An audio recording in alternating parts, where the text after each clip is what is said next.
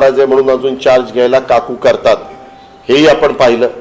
मित्रांनो, मी पण माझ्या अनेक वर्षाच्या कारकिर्दीमध्ये 32 वर्षाच्या सरकारमध्ये काम केलेलं आहे. उपमुख्यमंत्री पदापर्यंत काम केलेलं आहे. वेगवेगळ्या महत्त्वाच्या खात्यावर काम केलेलं आहे. आम्ही बैठका वगैरे घेत असताना कशा पद्धतीनं बैठका चालायच्या, वेळेला बैठका चालायच्या, बैठका रद्द होत नव्हत्या, अधिकाऱ्यांना ताटकळत बसावं लागत नव्हतं. परंतु आता तसं अजिबात होत नाही. अक्षरशः आपल्या म्हणजे महाराष्ट्रात या सरकारच्याकडनं पोलीस विभाग आणि महाराष्ट्राचं प्रशासन हे देशामध्ये चांगलं प्रशासन म्हणून या प्रशासनाची ओळख. परंतु सरकार आल्यापासून पोलीस विभागामध्ये तर प्रचंड तणावाखाली काम करतोय. काल मी ज्यावेळेस पुण्यातले कार्यक्रम उरकून आमचे सहकारी जितेंद्र आव्हाडांना भेटायला गेलो होतो, त्यावेळेस आमचे तिथले शहराचे अध्यक्ष आनंद परांजपेंना पण मी फोन केला, मी तिथं येतो. तिथं गेल्यानंतर पत्रकार मित्रांनो, अनेक लोकांनी मला भेटून सांगितलं की दादा, इथं आमचं पोलीस ऐकूनच घेत नाही. पोलिसांना वरिष्ठ पातळीवरून फोन येतात आणि एखादं अन्याय होत असला तरी पोलीस लोक तिथं बोलून दाखवतात, ऑफिसर बोलून दाखवतात, आमचा नाईलाज आहे, आमच्यावर प्रेशर आहे. ह्या सगळ्या गोष्टी घडतात. हे महाराष्ट्राला भूषणावं अजिबात नाही. आज अशा तणावामध्ये जर पोलीस यंत्रणा काम करत राहिली किंवा मंत्रालयातील सचिव दर्जाचे आणि इतर कर्मचारी हे सुद्धा मोठ्या तणावात काम करतात, कारण त्यांना डायरेक्ट आदेश येतात. डायरेक्ट आदेश सीएम ऑफिसमधून आल्यानंतर वास्तविक सरकार चालत असताना त्याचं बजेट करावं लागतं, त्याचे धोरणं ठरवावे लागतात, कार्यक्रम राबवावा लागतो, त्याच्यामध्ये अर्थसंकल्प किंवा वेगवेगळ्या प्रकारचे पुरवणी मागण्या आपण मंजूर करतो, त्या सगळ्या गोष्टी कराव्या लागतात. तसं काही न होता एवढं त्यांच्यावर प्रेशर येतं की आता वरिष्ठांनी आदेश केलेले आहेत, प्रमुखांनी आदेश केलेले आहेत, ते ताबडतोब काम झालं पाहिजे. आज हे पण मंत्रालयातले सचिव दर्जाचे अधिकारी आणि वरिष्ठ अधिकारी हे प्रचंड तणावामध्ये काम करतायत. जनतेचा विश्वास आज देखील आपण बघितलं तर पोलिसांच्यावर आहे. करोनाच्या काळामध्ये आम्ही स्वतः पाहिलं की करोनाच्या काळात पोलीस ज्यावेळेस थोडी कडक भूमिका घेत होते आणि नागरिकांना सांगत होते, नागरिकांनी प्रतिसाद दिला, पोलिसांचं ऐकलं आणि जनतेचा विश्वास आज पोलीस विभागावर आणि प्रशासनावर आहे. परंतु आता गेल्या 4 महिन्यामध्ये तुमच्या माझ्या राज्यामध्ये चाललेली परिस्थिती अशीच जर राहिली, त्याच्यामध्ये मुख्यमंत्र्यांनी आणि उपमुख्यमंत्र्यांनी हे दोघांचं काम आहे. काही बाबतीमध्ये सरकार चालवत असताना कठोर निर्णय घ्यावे लागतात. काही आपल्या जवळच्यांचं चुकत असेल तर त्याला स्पष्टपणे सांगावं लागतं किंवा तुमचं हे चुकतं, हे दुरुस्त झालं पाहिजे, नाहीतर आम्हाला मग वेगळी भूमिका घ्यावी लागेल. तसं आज होताना दिसत नाहीये. जर पोलीस विभाग आणि प्रशासनावर जनतेचा विश्वास आहे परंतु हीच परिस्थिती राहिली तर राज्याचं चित्र गंभीर व्हायला वेळ लागणार नाही. त्यामध्ये पोलीस विभागाचे तसंच सचिव दर्जाच्या प्रशासनाने आपली भूमिका देखील कणखरपणे मांडली पाहिजे आणि या राज्यावर देशातील जो आपला राज्याचा नावलौकिक आहे तो ढासळून देता कामा नये. कारण काय आयएएस आणि काही आयपीएस अधिकारी हे सीएमच्या डीसीएमच्या जवळचे असतात. त्यांनी तिथं जाऊन त्यांना किंवा साहेब हे लवकर जर नाही केलं दुरुस्त तर अडचणीचं होणार आहे, सर्वांनाच अडचणीचं होणार हे सांगितलं पाहिजे असं माझं स्पष्ट मत आहे. आणि तशा पद्धतीनं पुढच्या गोष्टी व्हाव्यात. आणि जी महाराष्ट्राची यशवंतराव चव्हाण साहेबांनी घालून दिलेली परंपरा आहे, घडी आहे, ती घडी विस्कटून न देता हे सत्ताधारी पक्षाचे लोकप्रतिनिधी कुठं चुकत असतील, मंत्रिमंडळातले सहकारी कुठं चुकत असतील तर त्यांना स्पष्ट सांगितलं पाहिजे. पत्रकार मित्रांनो, दिवाळीच्या आधी आमची दिवाळी बारामतीमध्ये ओळीनं 4-5 दिवस असते.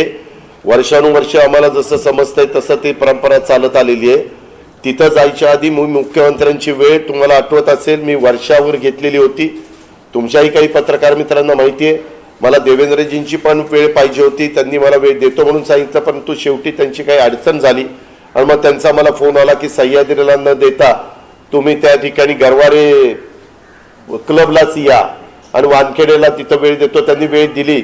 नंतर तुम्ही पण मला काही जण भेटला, त्यावेळेस मी दोघांनाही वेगवेगळं सांगितलं की मुख्यमंत्री महोदय, उपमुख्यमंत्री महोदय, सध्या तुमच्या पक्षामध्ये तुमच्या म्हणजे शिंदे गट आणि भाजप ह्याच्यामध्ये वाचाळवीरांचं मोठ्या प्रस्त वाढलेलं आहे. काहीही बोलतायत. बाकीच्या प्रवक्त्यांनी काय बोलावं तो पक्षाचा अधिकार आहे, त्याच्यामध्ये मला टीका टिप्पणी करण्याचं काही कारण नाही. पण ज्या प्रकारे मंत्रिमंडळातील सहकारी बोलतायत याच्यातून मंत्रिमंडळाची पण प्रतिमा खराब व्हायला त्याच्यातनं मदत त्या ठिकाणी होते. लोक ऐकून घेत असतात, पाहत असतात आणि लोक ते लक्षामध्ये ठेवत असतात. हे दुरुस्त केलं पाहिजे. काही सहज बोलून जातात. तुम्ही पण ते ऐकलं की आपण चहा पाहिजे का, चहा पाहिजे का. आपण काय म्हणतो की कुणाला चहा पाहिजे असेल तर चहा घ्या, पाणी पाहिजे असेल तर पाणी घ्या, कॉफी पाहिजे असेल तर कॉफी घ्या, कुणीच काहीच घेत नसेल तर दूध घ्या. आपण असं म्हणत नाही तुम्ही दारू पिता का, असं विचारत नाही. पण तिथपर्यंत मजल आणि ते म्हणतात नाही सहज मी तसं केलं. हे नाही चालत. तुम्ही आता सहज बोलायला नागरिक नाहीये, तुम्ही राज्याचे प्रतिनिधी आहात, तुम्ही मंत्री आहात, तुम्ही शपथ घेतलेली आहे, काही तुमच्यावर जबाबदारी आहे. त्याही काळामध्ये मध्ये अब्दुल सत्तार आमची भगिनी सुप्रिया याच्याबद्दल काही बोलले. विनाशकाली विपरीत बुद्धी हेच त्यांना बोललं पाहिजे. काय आपण बोलतोय, कशा पद्धतीने बोलतोय. आपल्याला काही मंत्री केलं म्हणजे काही वेगळं काही झालं का. मंत्रिपद मिळत असतात, मंत्रिपद जात असतात, कोण आजी असतं, कोण माजी असतं. परंतु शेवटी सगळे आपण नागरिक आहोत. संविधान, कायदा, घटना, नियम याचा सगळ्यांनी आदर करायचा असतो. पण तशा पद्धतीनं ह्यांच्या अनेकांच्या गोष्टी चुकतायत. तुम्ही बघा मध्ये अंबरनाथ येथे दिवसाढवळ्या 2 गटात गोळीबाराची घटना घडली. कशावरून, तर बैलगाडा शर्यतीवरून. अरे बैलगाडा शर्यतीवरून जर दिवसाढवळ्या 2 गटात गोळीबाराची घटना होतात, सरकार काय करते, पोलीस यंत्रणा काय करते. त्याच्यामध्ये ठाणे जिल्ह्यामध्ये किसन नगर म्हणून भाग आहे, तिथं ठाकरे गट आणि शिंदे गट यांच्यात मोठा राडा झाला. असे राडेबाजी करून नाही चालणार. ह्याच्यातनं पोलिसांना बाकीच्या पेक्षा ह्याच गोष्टीचं लक्ष द्यावं लागेल. आज कितीतरी लोकांना मी आता अधिवेशनाच्या निमित्तानं प्रश्न विचारलेला माहितीच्या स्वरूपात माहिती अधिकारात माहिती मागवलेली आहे. किती लोकांना Y+ दर्जा आहे, त्याची खरंच Y+ दर्जाची त्यांना गरज आहे का. काहींचा कन्वा आहे. मी उपमुख्यमंत्री होतो, परंतु मी जर जास्त गाड्या असल्या तर सांगतो की हो नका, गाड्या कमी करा. लोकांनी म्हणजे काही अधिकाऱ्यांनी त्या कामामध्ये यायचं काही कारण नाही. आज 20-20, 25-25, 30-30 गाड्यांचा गव्हर्नमेंटचा कन्वा आहे. अरे हा पैसा काही तुमचा नाहीये, सरकारचा पैसा आहे, टॅक्स रूपाने आलेला पैसा आहे. आणि ज्या आमदाराला कुठल्याही पक्षाच्या त्यांना बंदोबस्त द्यायची गरज असेल तर जरूर दिला पाहिजे. कारण त्यांचं संरक्षण करणं, नागरिकांचं संरक्षण करणं, महाराष्ट्रातल्या शेवटच्या माणसाचं संरक्षण करणं ही सरकारची जबाबदारी आहे. पण सरसकट सगळ्यांना, अहो काही माजी नगरसेवक ते आता माजी आहेत तरी त्यांच्याबरोबर स्टँड धरून 2 पोलीस असतात. अरे कोण त्याला खातंय, कोण काय करतंय. तो आता माजी झाला ना बाबा. आणि त्यांनी जर काही गंभीर चुका केल्या असतील तर तो त्याचा निस्तार आहे. त्याच्याकरता सरकारी यंत्रणेचं संरक्षण देण्याचं काय कारण आहे, पोलीस यंत्रणेचं संरक्षण देण्याचं काय कारण आहे. तुम्ही पहा मुंबई आणि परिसरात गोवरची आता सध्या मोठ्या प्रमाणावर साथ आहे. राज्य शासनाचा आरोग्य विभाग काय उपाययोजना करतोय, तो कमी पडतोय. त्याच्यामध्ये त्यांनी वॉर फुटिंगवर काम केलं पाहिजे. कोरोनाच्या काळामध्ये तुम्ही पाहत होता सतत मुख्यमंत्री प्राईम मिनिस्टरच्या बरोबर VCच्या द्वारे सगळ्या विभागीय आयुक्त तो जो टास्क फोर्स निर्माण केलेला होता त्यांच्याशी संपर्क साधणं, जिल्ह्याच्या स्तरावर संपर्क साधणं असं काम चालू होतं. महागाईवर तर फार बोलून काही उपयोग नाही, कारण सत्ताधारी पक्षाचेच वरिष्ठ नेते सांगतायत की आता महागाईवर बोलून उपयोग नाही. 10 वर्षापूर्वी 40,000चा मोबाईल हा 4,000त मिळतो, त्यापेक्षा महागाई कमी झाली त्या असा त्यांचा दावा आहे. किती हास्यास्पद. चुकीचा हा दावा आहे। आज देखील काही फोन कुठल्या कंपनीचा फोन आहे त्यालाही नवीन जर फोन त्या ठिकाणी आला तर तो काही लाख रुपयाला फोन आहे, पण हे असली काहीतरी थातूरमातूर उत्तरं देतात। त्याच्यामध्ये आपल्या महाराष्ट्रामध्ये असणाऱ्या सगळ्याच वरिष्ठांनी आपल्या महाराष्ट्रामध्ये कारखानदारी येण्याच्या करता प्रयत्न केला पाहिजे। आज कधी यांच्या काळामध्ये बाहेरचे लोक, बाहेरचे मुख्यमंत्री आणि बाहेरून आलेले वरिष्ठ लोक इथं बसून तुम्ही महाराष्ट्र सोडून या राज्यात जा, त्या राज्यात जा अशा पद्धतीनं सांगताय, हे राज्याला भूषणावं आहे का? मोठे प्रकल्प आता चाललेतच ना। काहीतरी मी उदय सामंतांचं स्टेटमेंट ऐकलं की 30 दिवसामध्ये पत्रिका काढून महाराष्ट्रातील उद्योग बाहेर का गेलेत ते सांगणार आहेत। जरूर सांगावं। जर उद्धव ठाकरे साहेबांच्या नेतृत्वाखाली आमच्याकडनं काही चुकलं असेल तर तेही लोकांच्या समोर आलं पाहिजे। आणि यांच्या 5 महिन्याच्या नाकारतेपणामुळं यांनी ते प्रकल्प आपल्याकडं राहण्याच्या करता जे काही महत्वाचे निर्णय घ्यायला पाहिजे ते जर घेतले नसतील आणि म्हणून प्रकल्प बाहेर गेलेले असतील तर तेही सांगितलं पाहिजे। आता काही महत्वाचे प्रकल्प बाहेर गेले, त्याच्यातले मोठे उद्योगपती म्हणतात अहो ह्याच्यापेक्षा मोठे प्रकल्प आणा ना। कधी आणणार आहे? कुणी अडवलंय? त्या तरुणांनी त्यांची वय त्या ठिकाणी नोकरीची जायला लागलेली आहेत। महागाई आणि या सगळा जो कायदा सुव्यवस्थेचा बोजवारा चाललेला आहे, ह्या सगळ्या गोष्टी आपण लक्षामध्ये घेतल्या पाहिजे। त्याच्या संदर्भामध्ये या सगळ्या बाबी आपल्या सगळ्यांच्या लक्षामध्ये आणून देण्याचा माझा विचार होता आणि म्हणून मी आज ही प्रेस कॉन्फरन्स घेतली। मी काही ठिकाणी सांगितलेलं पण होतं की मी मुंबईमध्ये मंगळवारी पत्रकार मित्रांशी त्या ठिकाणी बोलून आज जे काही महाराष्ट्रामध्ये कायदा सुव्यवस्थेची ऐसी तैसी चालली ते सांगण्याचा प्रयत्न करीत होतो, त्यांचा अधिकार आहे। पण वस्तुस्थिती सांगणं हे विरोधी पक्षनेता म्हणून माझं काम आहे। आज पोलीस बदल्यांच्या संदर्भामध्ये वेगवेगळ्या प्रकारची चर्चा चाललेली आहे। एसटी महामंडळाचे प्रश्न मी करोनाच्या काळामध्ये दर महिन्याला उद्धव ठाकरे साहेबांनी मला सूचना दिली होती त्याप्रमाणे पगाराला पैसे देत होतो। अधिवेशनामध्ये मार्च मध्ये पर्यंत नाही एप्रिल पर्यंत मंजुऱ्या घेत होतो, कारण मार्चचं अधिवेशन असतं त्याच्यामध्ये एप्रिलचा मंजूर मिळत नाही, त्याकरता मी आधीच त्या मंजुऱ्या घ्यायचो। ह्याच्यामध्ये आपण या सगळ्या गोष्टी बघितल्या पाहिजे। आनंदाचा सीधा जो काही मध्ये दिवाळीच्या करता वाटायचा होता तो मनस्तापाचा सीधा झाला, अजूनही मिळाला नाही।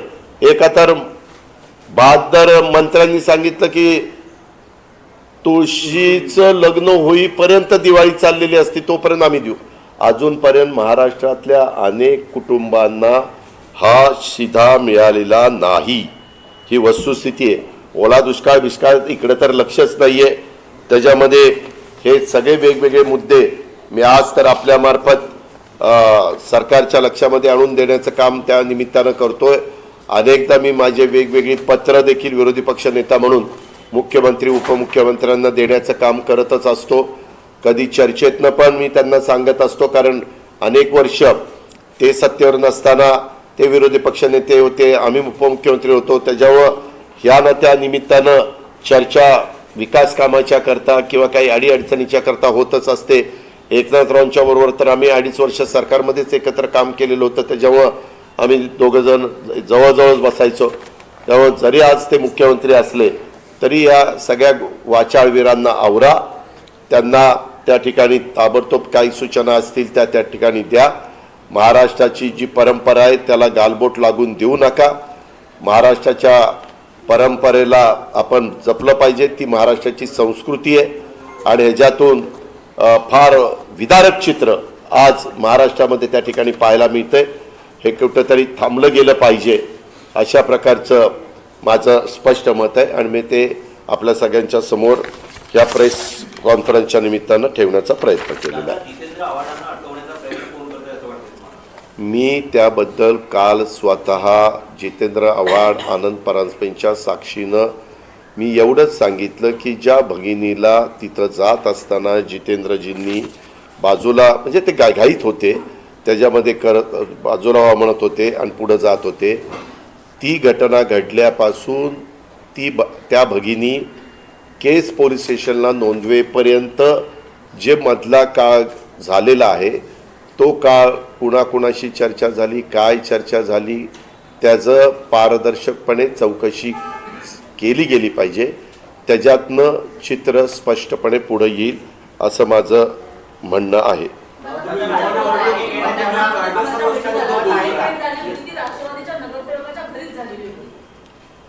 कुठली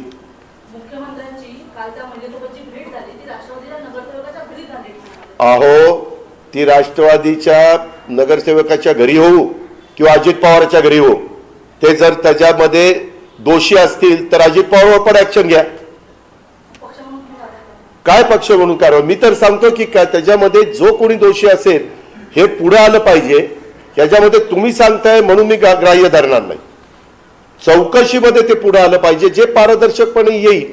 मी तर नेहमी सत्तेवर असताना देखील मी माझ्या कार्यकर्त्यांना सांगत असतो, तुम्ही चुकला, आम्ही सरकारमध्ये असताना चूक झाली आणि ते तुम्ही कायदा हातात घेण्याचा प्रयत्न केला तर मी कारवाई करण्याला मागे पुढे बघणार नाही. ही माझी मतं आहेत नेहमीची. एक मिनिट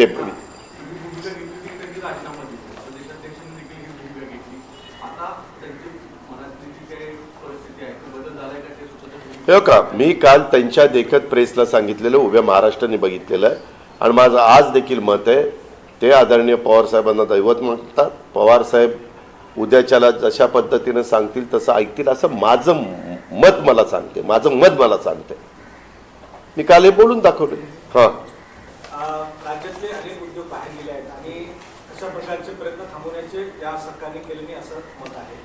आता राज्यपाल मात्र अशा प्रकारचा प्रयत्न करत आहे की अनेक महाराष्ट्रातल्या ज्या छोट्या छोट्या संघटना आहेत ज्या उद्योगामध्ये काम करतात ते उत्तराखंडच्या ज्या संघटना त्यांच्यासोबत एक टायअप करून इथले उद्योग आणि छोटे छोटे उद्योग घेऊन जाण्याचा प्रयत्नाचा एक सामंजस्य करार झाला आहे. मी त्या संदर्भामध्ये मगाशी बोलत असताना राज्यपाल, महामहिम राज्यपाल हे पद फार मोठं आहे, मानाचं आहे. मी बोलताना काय म्हणलो, काही वरिष्ठ, काही परराज्यातले मुख्यमंत्री पण येऊन आपल्याकडे बैठका घेतात. अर्थात आपल्या घटनेप्रमाणे, भारताच्या संविधानाप्रमाणे कुठल्याही आपल्याही मुख्यमंत्र्याला, उपमुख्यमंत्र्यांना जम्मू काश्मीरमध्ये, तिकडे केरळमध्ये, तामिळनाडू, पंजाब सगळीकडे जाऊन भेटता येतं, बोलता येतं. परंतु उद्याच्याला मुख्यमंत्री आणि उपमुख्यमंत्री जे त्या त्या राज्याचे असतात त्याच्यामध्ये तिथलं वातावरण इतकं चांगलं, उद्योगधंद्यांना पोषक आणि कामगारांच्यावर अन्याय न होणारं असं असलं पाहिजे. एक तिथं स्टॅबिलिटी असली पाहिजे की जेणेकरून बाहेरचे लोक जरी कुणी काही सांगायला लागले तरी देखील तिथल्या लोकांनी सांगितलं पाहिजे नाही, आम्हाला महाराष्ट्रातच राहायचं, आम्हाला दुसरीकडे कुठं जायचं नाही. त्याच्यामुळे अशा वरिष्ठ पातळीवरच्या व्यक्तींनी महाराष्ट्रामध्ये राहून असा प्रयत्न करू नये असं मी मगाशीच सांगितलं.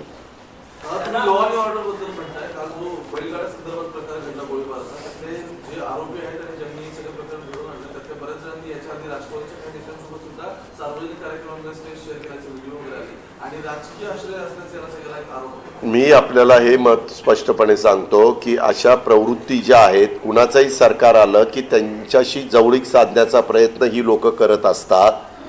ती लोक कुणाशी जवळीक साधू, त्यांचं चुकत असेल तर तो कुठल्या गटाचा, तटाचा, पक्षाचा, कुणाचा, मी तरी माझ्या कारकिर्दीमध्ये मी अशा लोकांना कधी जवळ थारा दिलेला नाही. जरा पहिलं मराठीचं होऊ दे. काय काय काय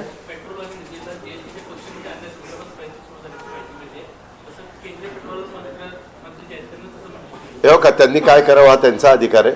पाठीमागच्या काळामध्ये आम्ही ज्यावेळेस मी त्याच्या GST काउन्सिलच्या सभेला जायचो किंवा उपस्थित राहायचो, बऱ्याचदा कोरोना होता त्याच्यामुळे मला व्हिडिओ कॉन्फरन्सिंगच्या द्वारेच उपस्थित राहावं लागायचं. तिकडून ते मीटिंग त्या ठिकाणी घ्यायचे. त्यावेळेस आम्ही बहुतेक जण सांगायचो की व पेट्रोल आणि डिझेल सध्या आणू नका, सध्या हे बाकीचं सगळ्या गोष्टी करा. आणि नंतर जर देशानेच वन नेशन वन टॅक्स असा निर्णय घेतला तर शेवटी जो निर्णय होईल तो सगळ्यांना मान्य करावाच लागतो. काल अमित शहानी म्हटलं आहे की संजय राऊत बाबत बोलताना कुणाच्या संजय राऊत बाबत काल अमित शहानी बोलले की हे कायद्याचं सरकार आहे आणि कायद्यानुसार सगळं चालतं. मग कायदेशीर कारवाई संजय राऊतवर झाली आहे. कोर्टात अनेक मॅटर पेंडिंग आहे, त्यामुळे जे काही त्यांना दिलासा मिळाला आहे त्याबाबत अजूनही शासन का असं वाटतं, तुम्हाला काय वाटतं? ते देशाचे गृहमंत्री आहेत, माझ्यापेक्षा त्यांना त्याच्यातली जास्त बारकाईनं माहिती असणार. त्याच्यामध्ये मी काही, आज मी संजय राऊत साहेबांना सकाळी वाढदिवसाच्या निमित्तानं शुभेच्छा देण्याच्याकरता फोन केलेला होता, परंतु इतर काही गोष्टी मला त्यात तर बोलता आल्या नाही, कारण फोन ज्यावेळेस ज्याचा वाढदिवस असतो ते इतके व्यापात असतात, एवढे कामात असतात किंवा एवढे त्यांना फोन येत असतात. त्याच्यामुळं मला त्याच्याबद्दल मी काय अधिकारवाणीने सांगणार नाही, कारण देशाच्या गृहमंत्र्यांनी सांगितलेलं असल्यानंतर मी त्याच्यावर काय बोलणार. जेव्हा अब्दुल सत्तार जाहीरपणे आणि 2 दिवस त्यांचे जे काही शिवीगाळ केली ती दाखवली जात होती, तक्रारी पण होत होत्या, त्यांच्यावर कारवाई होत नाही किंवा गुन्हा पण दाखल झाला नाही. तर आता जे काल जे घडलेल्या प्रकारात तुम्ही जसं म्हटलं मधला गॅप शोधून काढायला पाहिजे, जी तक्रार झाली त्याच्यामध्ये, तर त्यामध्ये असं वाटतंय का की गुन्हा लगेच दाखल होतो, कसा FIR होते, त्यानंतर चौकशी होते, त्यानंतर गुन्हा दाखल होतो, आणि हे प्रकरण म्हणजे एकूण कायदा सुव्यवस्थेचा विषय म्हटला तर मग परत काल बावनकुळे असं म्हणाले की जे आव्हाडांना मदत करतील त्या सगळ्यांना अटक करा.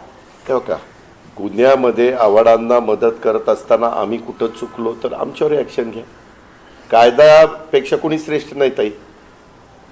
जर कुणी कायद्याला, संविधानाला जर कुठं धक्का लावण्याचं काम करत असेल, आम्ही काही चुकीचं करत असू तर आम्ही पण चुकीचं नाही केलं पाहिजे, हे आमचं मत आहे ना. आम्ही कुठं आणि हे का म्हणजे राजीनाम्यापर्यंत त्यांची मजल गेली. 72 तासात 2 गुन्हे.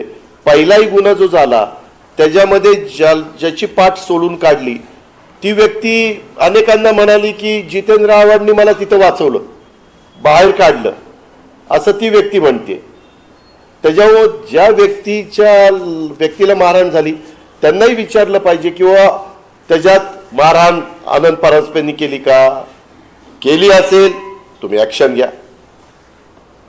परंतु आनंद परांजपेंचा तिथं सगळं शांतता करण्याच्या करता किंवा जितेंद्र आव्हाडांचं तिथं सोडवण्याचा प्रयत्न असेल तर तुम्ही कसं त्यांना आरोपीच्या पिंजऱ्यात उभं करता. एक भीतीचं वातावरण तयार करताय, कारण इतक्या मोठ्या पक्षांमध्ये राजकीय सत्ता आणि विरोधी असताना हे एकमेकांना धमकी देणं किंवा हे चाललेलं आहे, तर सर्वसामान्य महिलांनी त्याच्यावर काय घ्यावं. यामध्ये कुणीही, जेवढे राजकीय पक्ष आपल्या महाराष्ट्रामध्ये काम करतात त्या सगळ्या राजकीय पक्षाच्या वरिष्ठांनी आपापल्या सहकाऱ्यांना सांगावं, अशा पद्धतीचं भीतीचं वातावरण अजिबात कुणी तयार करण्याचा प्रयत्न करू नये. कुणी जर राष्ट्रवादीचं करत असेल तर त्याला प्रांताध्यक्ष अजित पवार, जयंत पाटील, दिलीप वळसे पाटील, छगन भुजबळ, धनंजय मुंडे, सुनील तटकरे, प्रफुल्ल पटेल, या सगळ्यांनी आम्ही त्यांना सांगितलं पाहिजे की हे चुकतंय, हे होता कामा नये.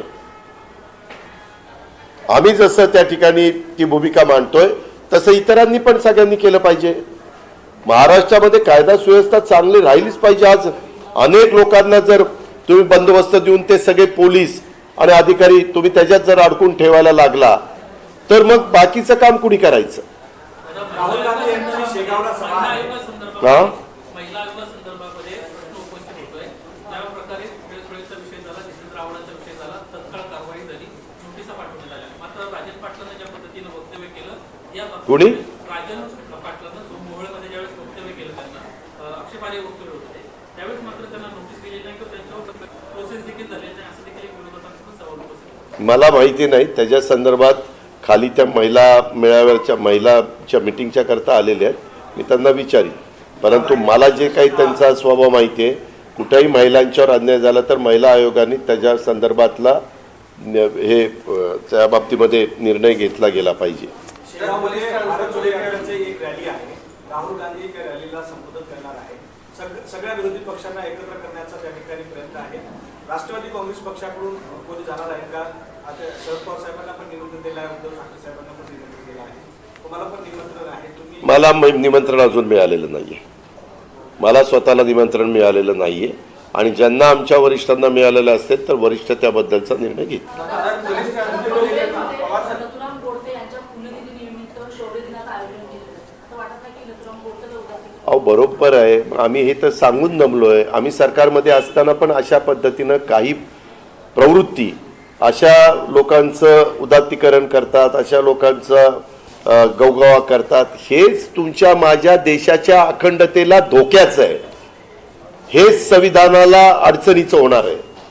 ह्याच्यातूनच समाजामध्ये तेढ निर्माण होणार आहे.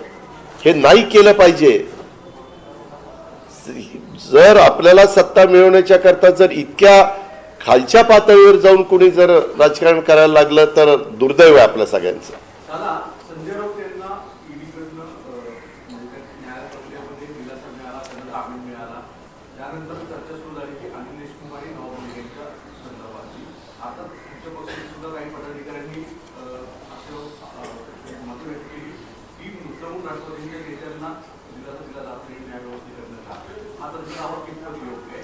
दुसरा मुद्दा की अदृश्य पद्धतीचे हात संजय राऊतांच्या मोठीला धरून आहे असे देखील एक राजकीय वर्तुळात चर्चा. या संदर्भामध्ये ज्या कुणावर अन्याय होतो ते वकील चांगले लावतात आणि ते त्या पद्धतीनं कोर्टाच्या समोर आपली बाजू मांडून तिथं बेल मिळण्याच्या करता प्रयत्न करत असतात. जो प्रयत्न संजय राऊत साहेब पण करत होते. संजय राऊत साहेबांचा प्रयत्न होत असताना कोर्टाने काही यंत्रणेच्या बाबतीमध्ये काही वक्तव्य केलेलं आहे. हे पण आपल्या सगळ्यांच्या पाहण्यात आलेलं आहे आणि त्याच्यातनं त्यांना दिलासा मिळालेला आहे. हे अनिल देशमुखांना पण हा मिळावा म्हणून त्यांचा प्रयत्न चालू आहे. सगळेजण प्रयत्न त्या ठिकाणी करतायत. तीच गोष्ट नवाबाईच्या बाबतीमध्ये प्रयत्न करणं हे आपल्या हातात आहे. शेवटी न्याय व्यवस्था ही सर्वोच्च आहे. अंतिम निर्णय त्यांनी घ्यायचा असतो. काय आनंद शिलामध्ये 513 कोटी रुपयाचं टेंडर काढण्यात आलं. जवळपास 50% पेक्षा कमी आनंद शिला पोहोचला आहे. यामध्ये कुठे ना कुठे तुम्हाला असं वाटतं की भ्रष्टाचार. मी त्याच्याबद्दलची पूर्ण माहिती मागवलेली आहे. पूर्णपणे माहिती आल्यानंतर खऱ्या अर्थाने साखरेचा दर काय आहे, रव्याचा दर काय आहे, मैद्याचा दर काय आहे, तेलाचा दर काय आहे, अजून काय होतं, चणा डाळ, ह्या 5चे दर त्या ठिकाणी काढणार आहे. परंतु तिथं कॅबिनेटला निर्णय झाला. त्यांनी तशा पद्धतीचा निर्णय जाहीर झाला. कसं टेंडर बोलवलं, काय बोलवलं ते माहितीच्या अधिकारात सगळं मागवलेलं आहे. ते आल्यानंतर ते पाहिल्यानंतर मी त्याच्याबद्दल माझं मत स्पष्टपणे सांगेन.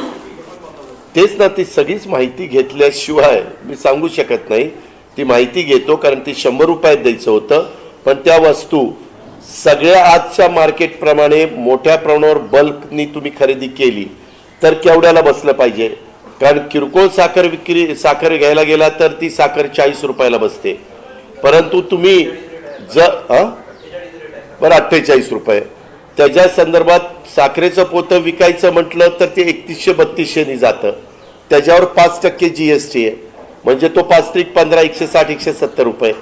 त्याचा ट्रान्सपोर्टचा खर्च वगैरे ह्या सगळ्या गोष्टी आम्हाला बारकाईनं माहिती आहेत. ती माहिती मी काढतोय. ते काढल्यानंतर मला त्याच्यामध्ये काहीतरी गडबड आहे एवढं त्या ठिकाणी शंकेला जागा आहे.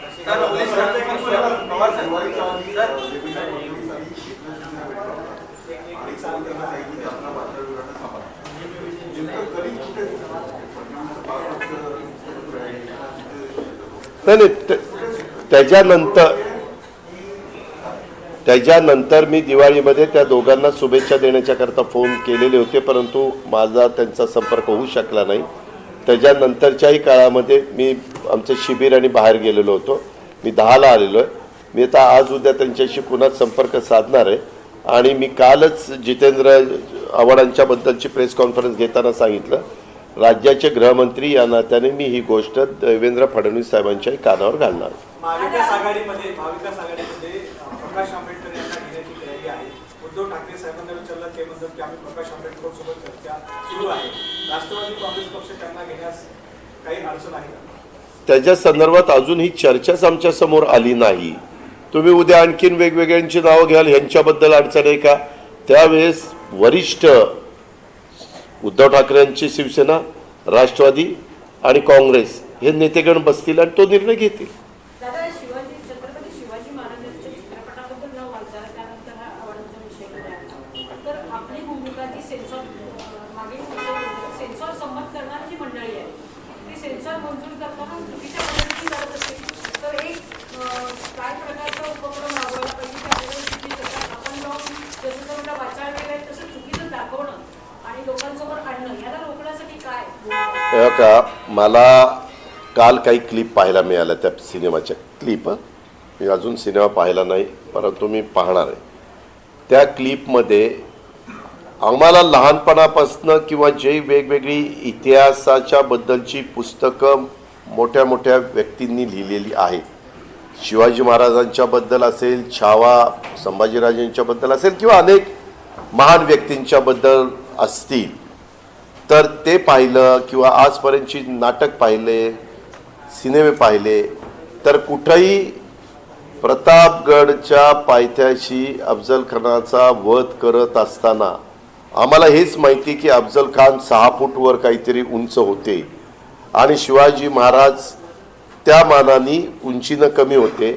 त्याच्यामुळं आपल्याला त्याच्याबद्दलची जी नाटक पण होते त्या नाटकामध्ये देखील धिप्पाड व्यक्ती दाखवली जायची, एक अशी अतिशय ॲक्टिव्ह व्यक्ती दाखवली जायची आणि ते कमी उंचीची. त्याच्यात त्यांनी वाघनख्या त्यांच्या पोटामध्ये ज्यावेळेस शिवाजी महाराजांना वरनं मारण्याचा प्रयत्न केला आणि ते चिलखत घातलेलं असल्यामुळे शिवाजी महाराज वाचले असं इतिहासात दाखवलं जातं आणि इतिहासात लिहिलेलं आहे. सिनेमात आणि ह्याच्यात दाखवलं जातं काय नाटकामध्ये. आणि हे सगळं होत असताना मग शिवाजी महाराजांनी वाघनख्या काढल्या आणि त्या वाघनख्यांनी त्यांचा कोथळा बाहेर काढला. ह्या चित्रपटामध्ये काल मी एक क्लिप बघितली, शिवाजी महाराजांनी असं अफजल खानला उचललंय, अफजल खानला, आणि असं स्वतःच्या मांडीवर ठेवलंय आणि असं त्याचं तिथे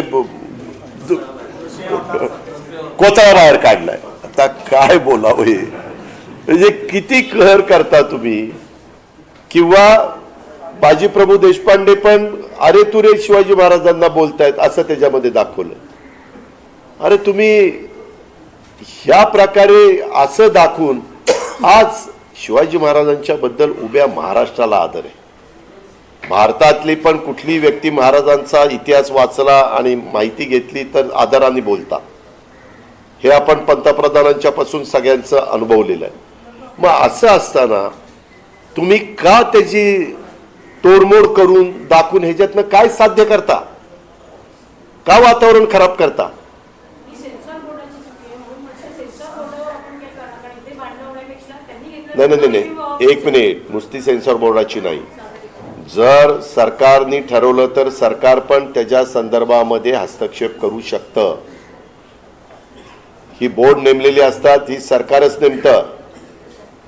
किंवा आम्हाला आठवतंय काही काही पुस्तकांच्या बद्दल वाद झाल्यानंतर ती पुस्तकं जप्त केली आणि ती बाजूला केली. ह्या गोष्टी आहेत ना.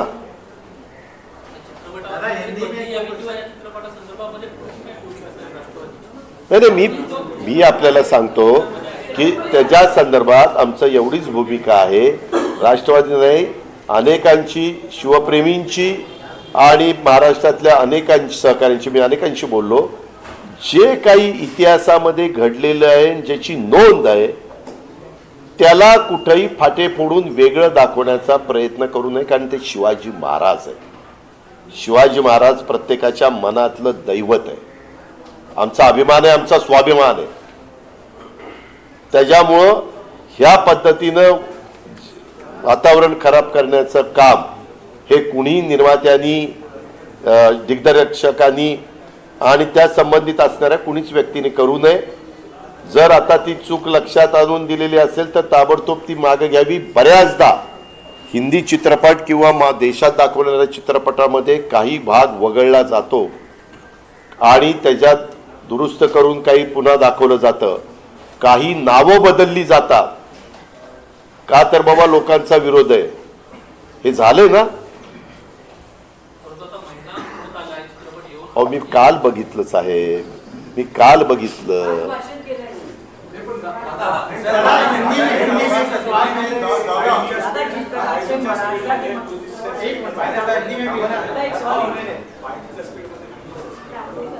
काय 5G 6Gच्या स्पीडमध्ये आपल्या देशात काम 2G स्पीडवर चालू.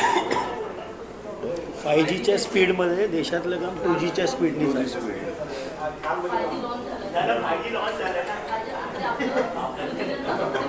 नाही, हे आता तुमचं मत असेल, मी माझं जे सांगायचं ते सांगितलेलं आहे. दादा जानना है कि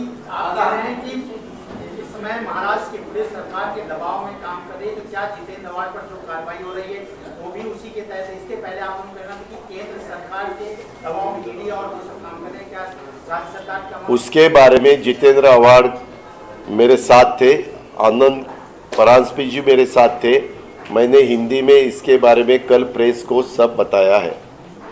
दादा, सर, पोलीस कांस्टेबल पवार या चित्रपटाला राज ठाकरे यांचा व्हॉइस ओव्हर आहे, त्यांच्या राजकीय नेत्यांनी, त्यांच्या वेगवेगळ्या पदाधिकाऱ्यांनी जोरदार समर्थन केलं।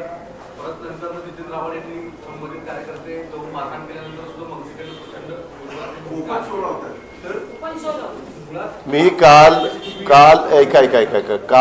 या संदर्भामध्ये पहिल्यांदा पाहिलं आणि त्याच्यानंतर आजच मी सकाळी इकडे आलो आणि तुमच्याशी बोलतोय। मी जरूर आज उशिरापर्यंत राज ठाकरे साहेबांशी पण बोलून की हे जे काही गोष्टी दाखवलेल्या आहेत ह्याच्या संदर्भामध्ये त्यांच्या अखत्याऱ्यामध्ये जर काही गोष्ट असेल आणि त्यांना ती पटत असेल तर बाबा तुम्ही त्याच्यामध्ये हस्तक्षेप करा। त्याच्यामध्ये हा पक्ष तो पक्ष वगैरे असा भेदभाव करण्याचं काहीच कारण नाही, कारण शिवाजी महाराज सर्वांचे होते। त्याच्यावर त्यांच्याशी मी जरूर बोलीन। जी स्टुडिओचा विषय आहे सर दादा, जी स्टुडिओशी तुम्ही बोलायला पाहिजे ना, त्यांनी त्याला व्हॉइस ओव्हर दिलेलं आहे। अहो तसं नाही हो, त्यांनी ज्यावेळेस खुलासा केलाय की आमचं म्हणणं काही नाही, आम्ही काही चूक केलं नाही, त्यांनी खुलासा कुणी यांनी नाही जी स्टुडिओचं नाही हो, मी राज ठाकरेंच्या संदर्भात जो प्रश्न विचारला त्याचं उत्तर दिलेलं आहे। सरकारकडे बंदीची मागणी करणार मी बघितल्यानंतर माझ्या बघण्यात मी काही ज्यांना इतिहासाचं ज्ञान आहे, ज्यांना माझ्यापेक्षा अधिकची माहिती आहे, अशा लोकांना पण बरोबर घेऊन ते बघीन आणि त्याच्यामध्ये आमच्या सगळ्यांचं एकमत झालं तर जरूर राज्याचा विरोधी पक्ष नेता म्हणून मी मुख्यमंत्री उपमुख्यमंत्र्यांना भेटून त्या संदर्भामध्ये हे तातडीनं थांबवा, हे आपल्या महाराष्ट्राला मानवणारं नाही अशा पद्धतीचा इतिहासामधल्या झालेल्या घटनांचा तोडमोड करून दाखवण्याचा वेगळा जो प्रयत्न चाललाय हा आपल्याला भूषणावं नाही, महाराष्ट्राला परवडणार नाही असं मी जरूर सांगेन। दादा, एक सवाल हिंदी में जानना चाहिए, जिस प्रकार से महाराष्ट्र के मंत्री अब्दुल सत्तार ने सुप्रिया साहिब के खिलाफ जिस प्रकार के शब्द का इस्तेमाल किया गया, उस बयान को लेकर आप किस तरह से देखें? और दूसरा सवाल, क्या इस विषय को लेकर आपने महाराष्ट्र के मुख्यमंत्री से बात की? इसके बारे में मैंने महाराष्ट्र के मुख्यमंत्री, ये तो हुआ, ये बाद में हुआ, लेकिन उससे पहले दीपावली को मेरे गांव बारामती जाने से पहले मैंने खुद दोपहर को मेरे ख्याल से 12-1 बजे वर्षा पे मैंने जाके खुद सीएम साहब को मिला था और रात को 8 बजे या 8:30 बजे मैं वानखेड़े स्टेडियम के बाहर को गरवारे क्लब है वहाँ मैंने डीसीएम के साथ मीटिंग की। वहाँ मैंने दोनों को बताया कि आप अभी राज्य के चीफ मिनिस्टर और state minister deputy chief minister हो, तो उसके बारे में अपने अपने पार्टी के जो भी मिनिस्टर्स है, यानी शिंदे गट के मिनिस्टर और बीजेपी के मिनिस्टर, तो बीजेपी के मिनिस्टर को देवेंद्र जी ने बताना चाहिए और इनको एकनाथ राव शिंदे जी ने बताना चाहिए। ये कुछ भी स्टेटमेंट कर रहे हैं, उस स्टेटमेंट वो एज अ कैबिनेट मिनिस्टर के नाते ऐसे स्टेटमेंट आने के बाद लोगों के मन में संभ्रम निर्माण हो जाता है, वो रुकवाना चाहिए, वो अपने को बिल्कुल होना नहीं चाहिए। इसके बारे में मैंने उनके साथ बात की थी, नंबर 1। दूसरा जो वो अब्दुल सत्तार के बारे में, सुप्रिया के बारे में जो कुछ घटना हुई उसके बारे में विनाशकाले विपरीत बुद्धि, ऐसा हम अब्दुल सत्तार जी को कह सकते हैं। और ये बिल्कुल क्या होता है, इसने पूरा वातावरण खराब हो जाता है। आज महाराष्ट्र में जो मेन इश्यू है वो मेन इश्यू को अपने को ज़्यादा से ज़्यादा ध्यान देना चाहिए और वो उसमें से रास्ता निकालने की कोशिश गवर्नमेंट ने भी करनी चाहिए और अपोजिशन का जो काम रहता है उसके बारे में वो भी अपोजिशन ने काम करना चाहिए। ये मेरा खुद का कहना है। दादा जिस प्रकार से हमने देखा आपके मंत्री के खिलाफ छेड़छाड़ का मामला हालांकि प्रोफेसर किया, वही इनके ही मंत्री जो बात कर अब्दुल सत्तार जिस प्रकार से महिला के खिलाफ, नाई के खिलाफ आप शब्द का इस्तेमाल करते हैं, इसके खिलाफ कोई मामला नहीं दर्ज नहीं हुआ। क्या कहीं ना कहीं सरकार या पुलिस और नेताओं पर नहीं, वो तो गलत हो रहा है, इसीलिए तो मैंने आज की प्रेस कॉन्फ्रेंस ली। मैंने ये बताया कि महाराष्ट्र की पुलिस, आईएएस ऑफिसर की लॉबी और हमारी आईपीएस ऑफिसर की लॉबी और आईएएस ऑफिसर की लॉबी, हमारा जो प्रशासन है, एडमिनिस्ट्रेशन है, वो इतना बढ़िया है कि यशवंतराव चौहान साहब ने जैसे शुरू में 1960 से इसको एक रास्ते से आगे जाने के लिए जो रास्ता दिखाया है, वही रास्ते से वसंतराव नाईक चले, वसंत दादा चले, पवार साहब चले, शंकरराव चौहान जी चले, बहुत से आज तक जो विलासराव देशमुख थे, बहुत से मिनिस्टर थे, वो आज तक चले। ऐसा कभी हुआ नहीं, वैसा नहीं होना चाहिए, इसीलिए इन दोनों ने ध्यान देना चाहिए। हमारा यही कहना है कि अभी ये चीफ कौन है, एकनाथराव शिंदे और देवेंद्र फडणवीस साहब, चीफ मिनिस्टर और डिप्टी चीफ मिनिस्टर साहब, तो उन्होंने ये जो गलतियां हो रही है उसको रुकवाना चाहिए। उसके बारे में उन्होंने उनके मिनिस्टरों को, उनके विधायकों को, उनके कार्यकर्ताओं को, सबको क्लियर बताना चाहिए। और वो जैसे उनको बताना चाहिए ऐसे हम बोलते हैं, हमने भी उद्धव ठाकरे साहब ने उनके कार्यकर्ताओं को बताना चाहिए, मैंने जयंत पाटिल जी ने, भुजबल साहब ने हमारे राष्ट्रवादी को कार्यकर्ताओं को बताना, विधायकों को बताना चाहिए। कांग्रेस के बाला साहेब थोरात, अशोक चौहान, नाना पटोले ने उनके विधायक और कार्यकर्ताओं को बताना। किसी ने भी इसमें गलती, पार्टी के किसी के पार्टी में गलती नहीं होनी चाहिए, भले वो रूलिंग पार्टी में हो या अपोजिशन में हो, ऐसा मेरा कहना है। दादा, भारत जोड़ो यात्रा चल रही है, उसमें सभी विपक्षी पार्टियां एक साथ आते हुए दिख रही है। बीजेपी के खिलाफ समर्थन हासिल कर रहे हैं राहुल गांधी जी।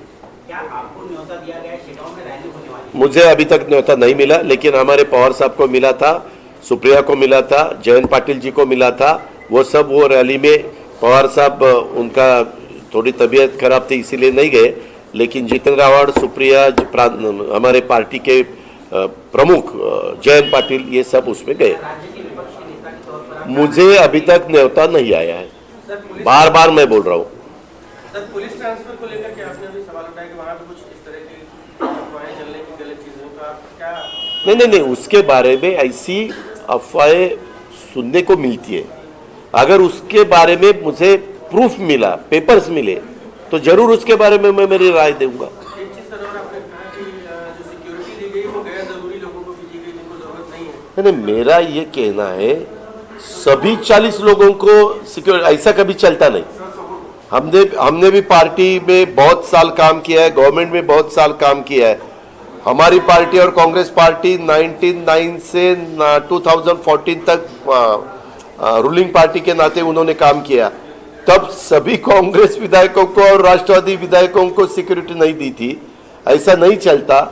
जितने विधायकों को जरूरत है उसके बारे में कुछ मालूमात मिली होगी पुलिस डिपार्टमेंट को, और पुलिस डिपार्टमेंट की एक कमेटी रहती है, वो कमेटी उसके बारे में तय करती है कि किसको सिक्योरिटी देनी चाहिए, Z+ किसको देनी चाहिए, Z किसको देनी चाहिए, Y+ किसको, Y किसको, ऐसा अलग अलग उसमें कैटेगरी है, वो किसको देनी चाहिए, वो तय करते हैं। वैसा अभी नहीं हो रहा है, ऐसा मेरा कहना है। दादा, एक सवाल ये है कि देवेंद्र फडणवीस जो सवाल उठा रहे हैं कि उद्धव ठाकरे ने हमसे बेईमानी की थी और आज हमने उनसे बदला लिया, हर जगह यही बयान कर रहे हैं। क्या बेईमानी की? अभी उन्होंने मेरे बारे में तो नहीं कहा है ना, उन्होंने उद्धव जी के बारे में कहा है। उद्धव जी को पूछो कि वो ऐसा बोल रहे हैं, आपका क्या कहना है? आप क्या? मेरा कहना है कि मुझे कुछ भी मालूम नहीं, बेईमानी किए भी मालूम नहीं, और ये क्या दूसरा शब्द आपने डाला, बदला, ये भी मुझे मालूम नहीं। वो उनका दोनों का अंतर्गत मामला है, उसके बारे में मैंने ज़्यादा कुछ बात करने की ज़रूरत नहीं। लेकिन एक सही है कि हमारे लीडरों ने राष्ट्रवादी कांग्रेस पार्टी और शिवसेना का जो गठबंधन किया, ये गवर्नमेंट लाया था, वो अच्छी तरह से चलाने की कोशिश हमने पूरी की। सर, आखिरी चीज़ है, विनायक थैंक यू।